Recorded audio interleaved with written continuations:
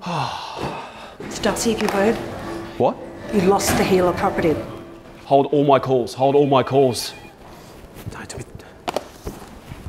This better not be live yet.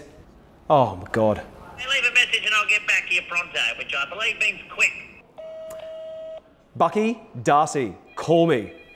Darcy, how does it feel to have lost the biggest listing of your career? Well, it's not good. It's not a nice fit. No, it's hard, actually. It's, I don't know what to say to my son.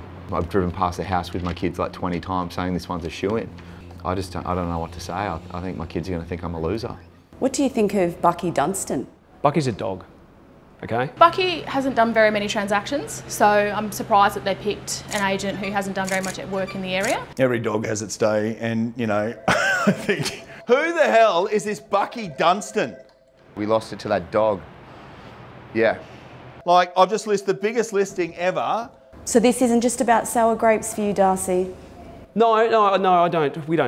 I don't get sour about losing a listing. It's the fact that it's the first for everything. Well, Mate, how do you think I feel, mate? I've got to tell my 5-year-old when I get home. I told him I was going to get the listing. So Pat, how are you going to recover from this? Oh, look, enough for today. Enough. All right, I'll be fine. well, I don't know. Maybe he has a better relationship with Bandit. I don't know. Well, of course I can let a box drop at the house. I've let a box drop 10 times. 11's the number. 11's always been the magic number. I know. I'm sorry.